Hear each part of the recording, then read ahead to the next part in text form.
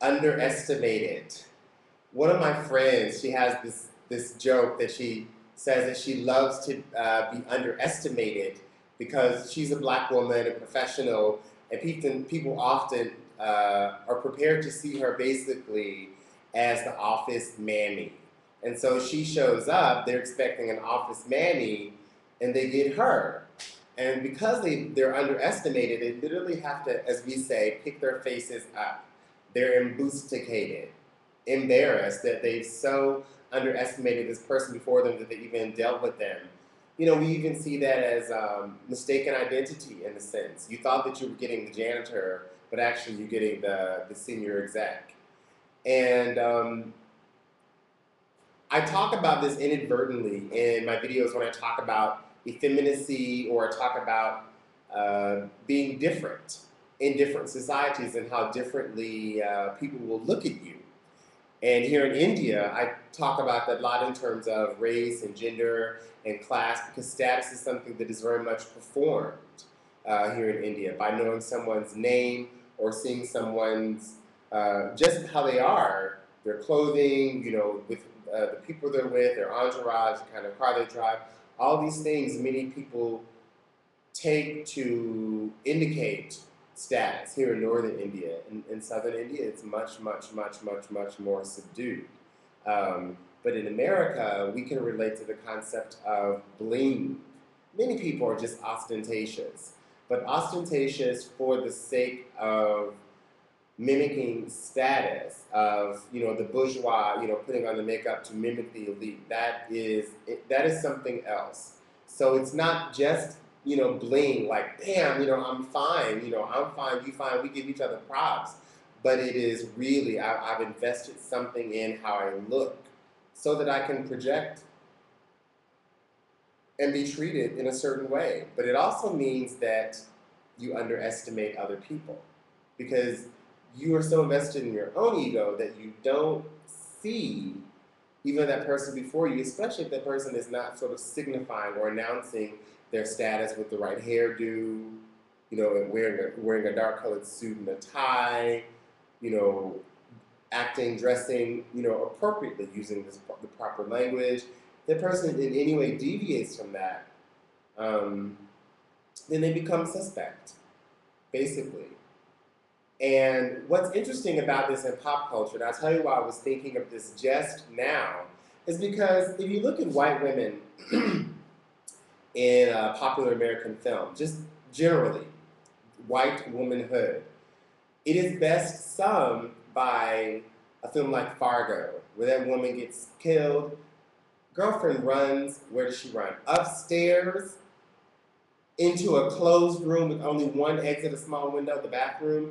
How many times have you seen white women doing such a stupid thing when under such stress? It's not just fleeing or fighting or just standing there, and some monster approaches, literally standing there and screaming, comatose like a daggone deer with headlights coming toward it. That's the essence of how white women are portrayed in a lot of popular film. And I was recently looking at this film, this series Mad Men, and I think what you'll see with all the properly coned, breasted white women in that film and how differently gender is in both those spaces. And I think that that's what makes it more interesting is because we also see how confining the suits are as much as we see how confining the coned breasts are. And there's no better couple than the pretty couple. They're both playing on each other with the comedian couple in this show Mad Men, where you see just how underestimated the women are, and then how underestimated that woman comes to see herself, how she internalizes that powerlessness, that lack of agency. But then you see that so does he. Both of them. They're on the outside, they're the pretty, perfect couple. In fact, allegorically, in the show, they're so perfect that Heineken wants to put them in women's magazines as an aspirational, elite, modern, wealthy, educated couple, where the woman has nothing other than time to shop. They're producing this image, and the template is this man's own family.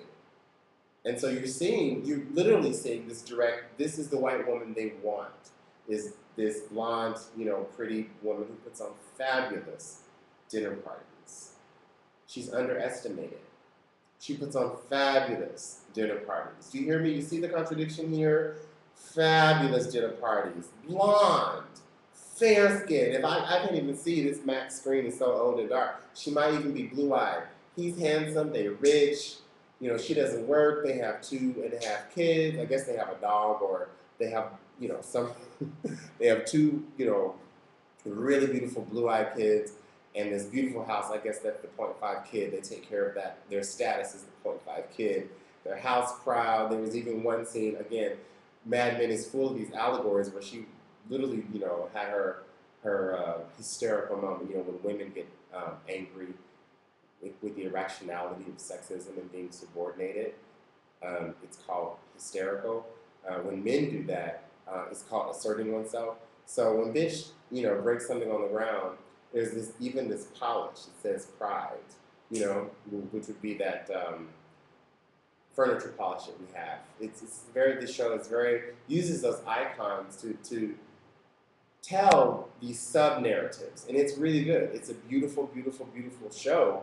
But for looking at not just how, and this is what I say when I say race and caste and class and caste for that matter, race, gender, and caste are inseparable, because we have to look at them as systems of hierarchy that begin at home. First, at home, we say that there is a difference between this little girl and this little boy. A, she's lucky to be here as a little girl. B, everybody dotes on that little boy. C, if she's older than him, then she's going to spend much of her childhood taking care of that little brother. We teach sexism at home. And that sexism, that one is inherently inferior or superior to another, that echoes when we look at class. These people dress this way, talk this way, go to these schools. And then race. I mean, we just mark status. And that's why caste is such a comparable, inherited over generations and generations, system of oppression. Very comparable. Lots of things that we can learn from each other. And it's not just that I'm making this up. I mean, the fact that the civil rights movement owes its belief in nonviolence to the success of nonviolence here in India, not just in terms of Gandhi, but Gandhi in terms of Ashoka, and Ashoka translating Buddhism and nonviolent resistance as embedded into civil governance that is humane, that takes into account human happiness as a part of the civil code. And that's what Ashoka did. Gandhi copied it. Bayard Rustin literally came here to India to take that message to Dr. King. We marched, we sat in, and years later, Obama saying that he inherits that same legacy and he's going to translate that back into civil code. So when I look at underestimated and the different ways that people are underestimated, gender, race, and class, and therefore caste, is kind of an encompassing idea that are inseparable.